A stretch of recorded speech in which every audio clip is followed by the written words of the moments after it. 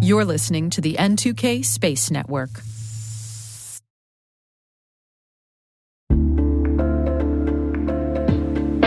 Hey everybody, Dave here. Have you ever wondered where your personal information is lurking online? Like many of you, I was concerned about my data being sold by data brokers. So I decided to try Delete Me. I have to say, Delete Me is a game changer. Within days of signing up, they started removing my personal information from hundreds of data brokers. I finally have peace of mind knowing my data privacy is protected. Delete Me's team does all the work for you with detailed reports, so you know exactly what's been done. Take control of your data and keep your private life private by signing up for Delete Me. Now at a special discount for our listeners.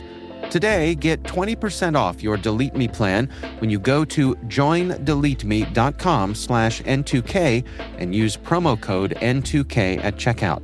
The only way to get 20% off is to go to joindeleteme.com/N2K and enter code N2K at checkout. That's joindeleteme.com/N2K, code N2K.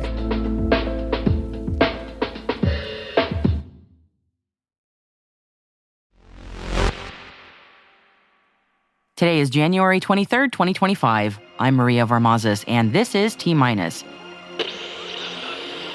T-minus 20 seconds to LOS T-Drift. Go for deploy. Roger, roll.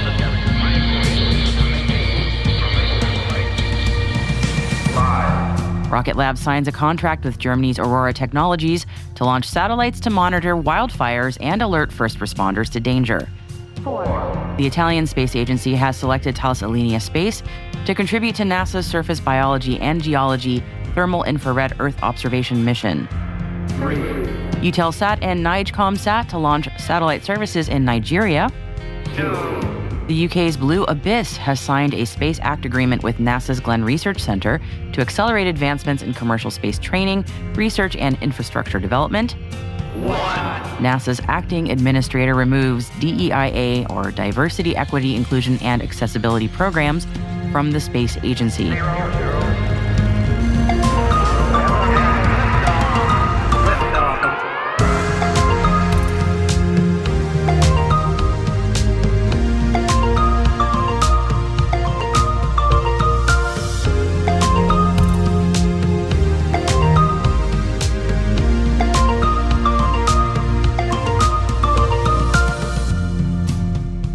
And my guest today is Giovanni Di Antonio from the Italian Civil Aviation Authority. And Giovanni shared some updates with me about the Triptalier spaceport in the Puglia region of Italy. They've recently announced a new study with Virgin Galactic to explore suborbital missions in the region, so stick around for more details later in the show.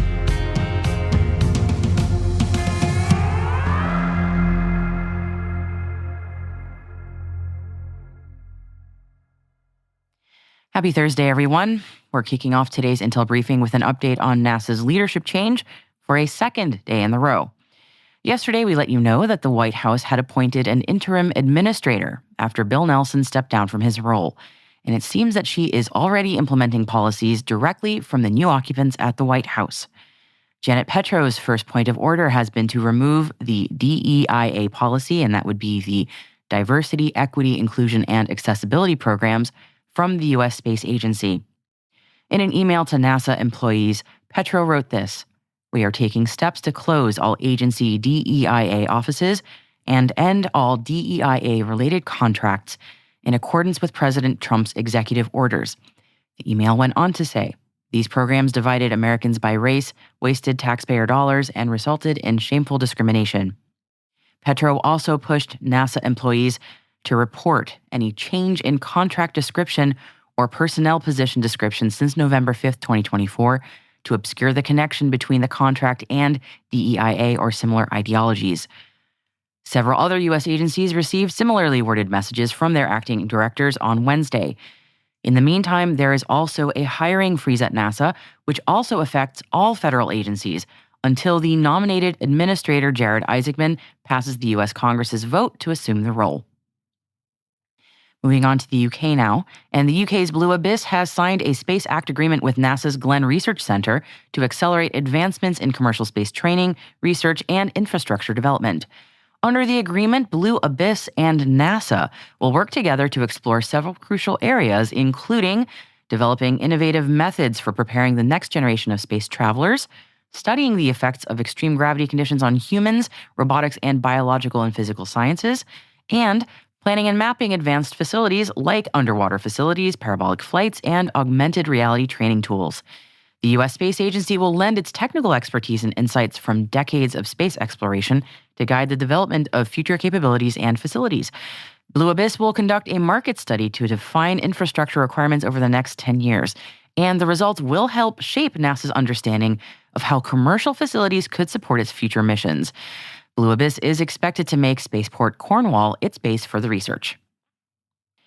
Eutelsat and Nigerian Communications Satellite Limited, also known as NIGCOMSAT, have announced a multi-year, multi-million-dollar partnership to deliver low Earth orbit satellite services in Nigeria. NIGCOMSAT will leverage the OneWeb LEO network to deliver high-speed, low-latency connectivity for the nation.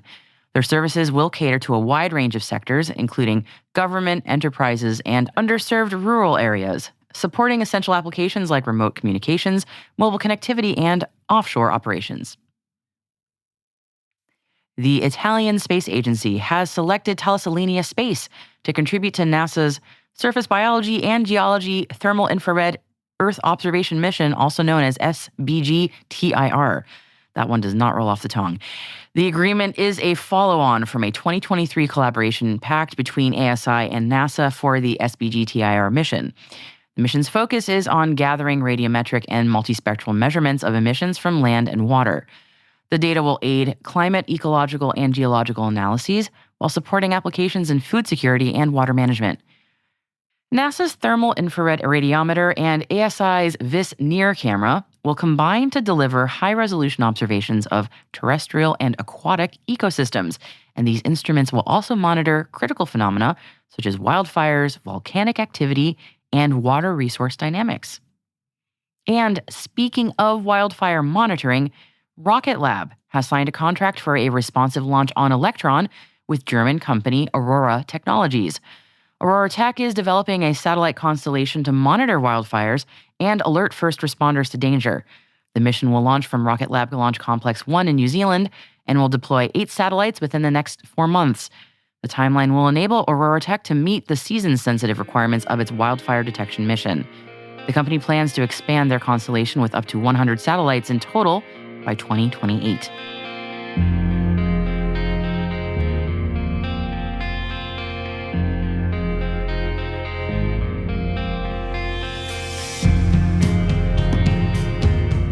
And that is it for our Intel briefing for today. You can head to the selected reading section of our show notes to learn more about all of the stories I've mentioned for you throughout the show. And today we have included a call from Space Florida for projects to further develop Florida's spaceport system. Hi T-Minus crew, if your business is looking to grow your voice in the industry, expand the reach of your thought leadership, or recruit talent, T-Minus can help. We'd love to hear from you. Just send us an email at space@n2k.com or send us a note through our website so we can connect about building a program to meet your goals.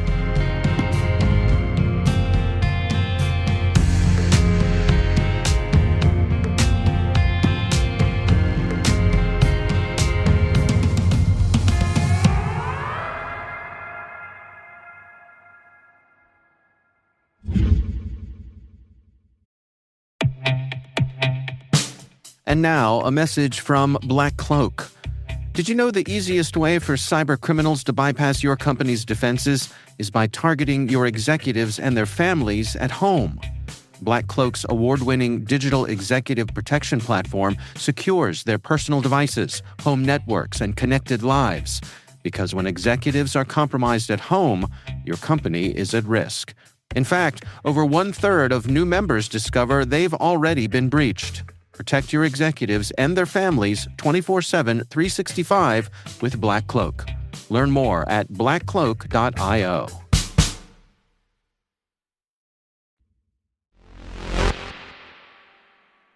T-Minus will be in Florida next week for Commercial Space Week. I am looking forward to it immensely. And day one kicks off with the Global Spaceport Alliance's annual Spaceport Summit. And I spoke to Giovanni Di Antonio from the Italian Civil Aviation Authority recently. He shared with me some updates about the Cryptalia spaceport in the Puglia region of Italy. I am Giovanni Di Antonio, Director of Technological Innovation at ENAC, the Italian Civil Aviation Authority, which is the equivalent of the FAA in the United States or CAA UK, for example. And of course, we are dealing with aviation, but also with the emerging topics of aviation like commercial space, transportation, higher space operations, drones, and so on and so forth.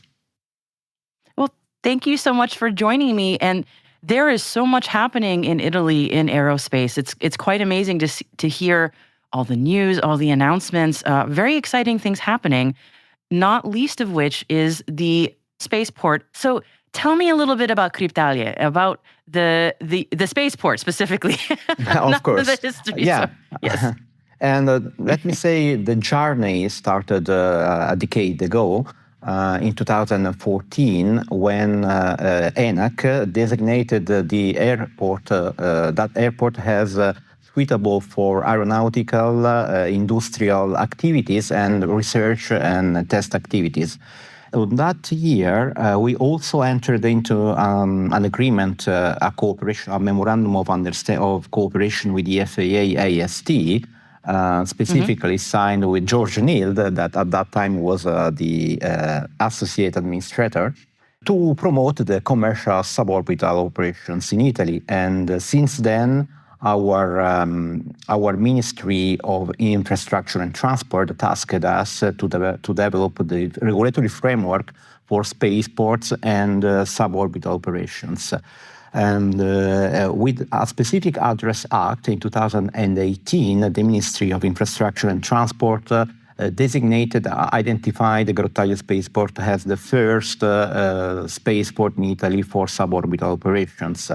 And since then, we continue to develop the regulation. And in 2002, we set up a specific association, the Cryptalia Spaceport Association, with the aim to guide and steer the development of the site based on an holistic and coherent vision.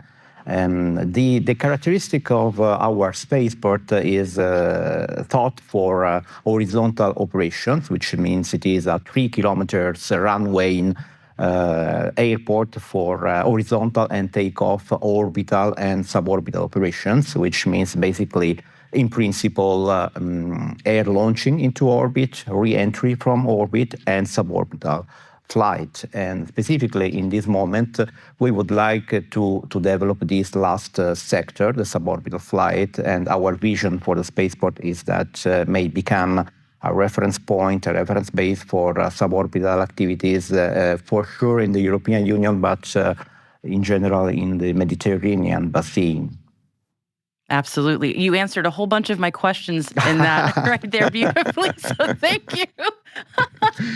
I appreciate that answer very much. Thank you. It gives me a better sense of how the spaceport fits in with the overall ecosystem and how it's going to help develop so much of the already very strong aerospace ecosystem, not just in Italy, but also in the Mediterranean and in Europe in general. So I want to skip ahead a little bit to the agreement that you all signed with Virgin Galactic, which was very interesting to hear about that news. Indeed.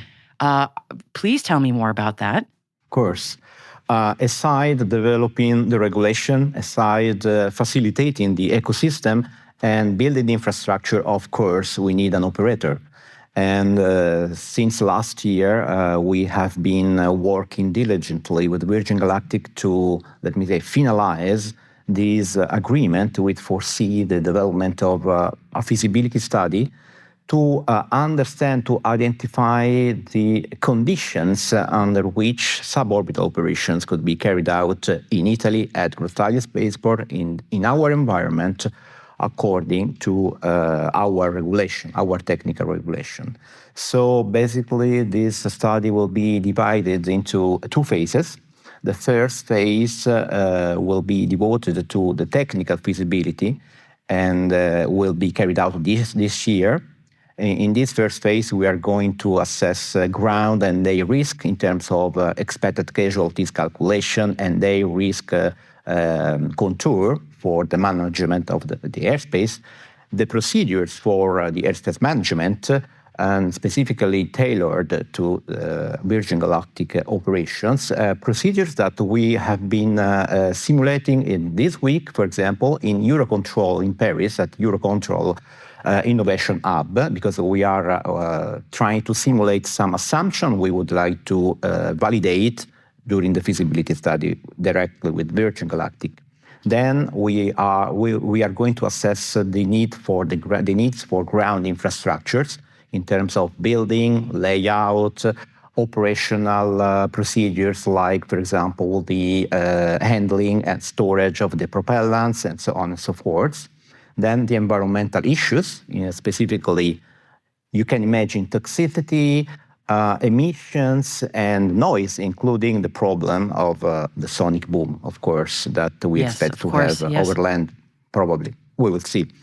And finally, let me say, also we are going to assess to which extent the new design of the vehicle of Virgin Galactic will be able to comply with our regulations. Because one of the main differences we have with the US regulation is that we also have some high-level performance-based requirement for the safety of the occupants, which is something different from the United States. Very, very high level, but we would like to ensure, let me say, a minimum level of safety for the occupants. And to that end, it will be important to have a minimum assessment of the design of the vehicle. And so we are also going to assess this one, also to understand whether it would be possible to optimize the expected casualties calculation based on more, let me say, more representative failure rates of the vehicle. Yes. Yep. And because our environment is more complex than the environment where Virgin Galactic it flies in the United States. Certainly, in the United States, there are deserts. We don't have desert, but we have the sea. But nevertheless, we are close to dense populated areas. So our big effort will be to try to understand how to mitigate this problem and how to reach the goal to ensure a minimum level of safety for people on ground in this complex environment. And the second phase of the study.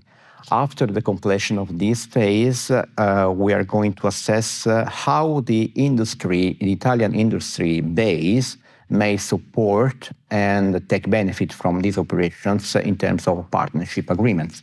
Yes, there's so much that goes into an agreement like this, so much research to be done, so much to be determined. It is quite a lot of work. I know part of the reason that you and I are speaking today is because of the Global Spaceport Alliance. It's sort of what brought us together. Can you tell me a little bit about how you have found working with that alliance and also with other spaceports to advance your mission? Yes, this is also linked to our long-term vision, this question, because our long-term vision is from one side to allow daily operations for suborbital operations for space tourism, experimentations, and also training based on the Virgin Galactic operations. But the second piece of the vision we have is the point-to-point transportation.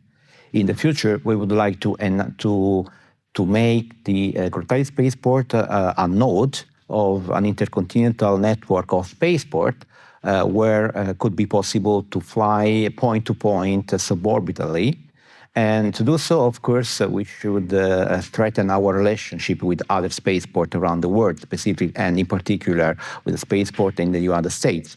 That's why we choose to join the GSA, the Global Spaceport Alliance, because this will offer us the possibility to have these relationships with other spaceports to exchange experience, first of all, but also to, in the future, to possibly build relationships for allowing the point-to-point transportation. And another important reason why we are very happy to be a member of this organization is also because in Europe we have also founded a similar group of people, which is named the European Commercial Spaceport Forum, where the majority of institutions are dealing with spaceport participate in terms of authorities and space agencies, and our participation in both group could be a good opportunity to strengthen the relationship between Europe and United States in this field.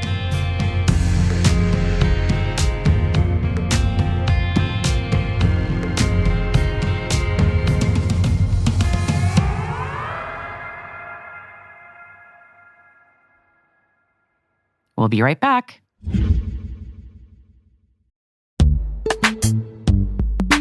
And now, a message from our sponsor, Zscaler, the leader in cloud security. Enterprises have spent billions of dollars on firewalls and VPNs, yet breaches continue to rise by an 18% year-over-year increase in ransomware attacks and a $75 million record payout in 2024.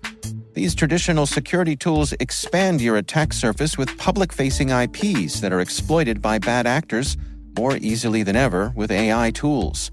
It's time to rethink your security.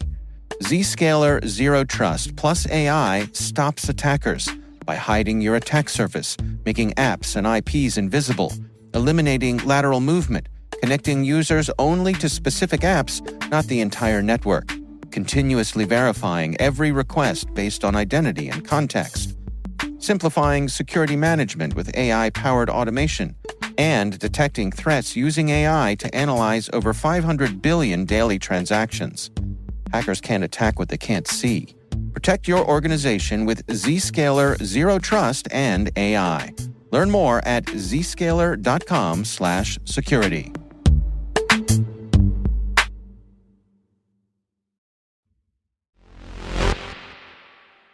Welcome back.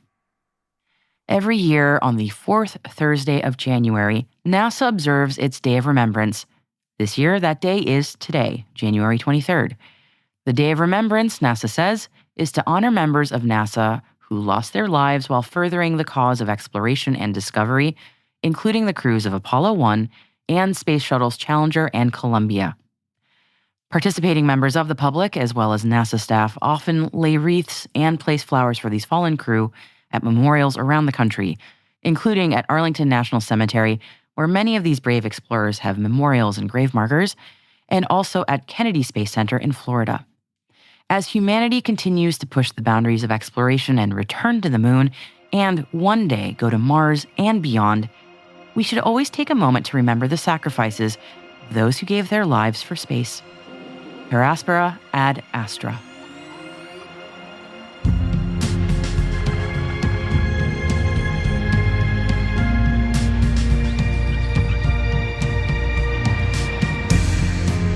That's it for T-Minus for January 23rd, 2025, brought to you by N2K Cyberwire.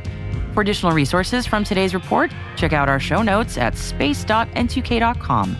We're privileged that N2K and podcasts like T-Minus are part of the daily routine of many of the most influential leaders and operators in the public and private sector, from the Fortune 500 to many of the world's preeminent intelligence and law enforcement agencies. This episode was produced by Alice Carruth. Our associate producer is Liz Stokes. We're mixed by Elliot Peltzman and Trey Hester, with original music by Elliot Peltzman. Our executive producer is Jennifer Iben. Our executive editor is Brandon Karpf. Simone Petrella is our president. Peter Kilpie is our publisher. And I am your host, Maria Varmazis. Thanks for listening. See you tomorrow.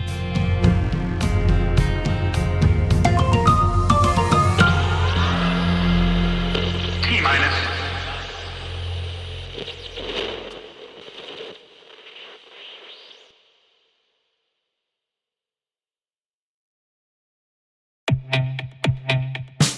Your business needs AI solutions that are not only ambitious, but also practical and adaptable. That's where Domo's AI and data products platform comes in.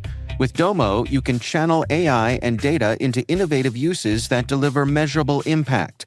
Secure AI agents connect, prepare, and automate your data workflows, helping you gain insights, receive alerts, and act with ease through guided apps tailored to your role. Data is hard. Domo is easy. Learn more at ai.domo.com. That's ai.domo.com.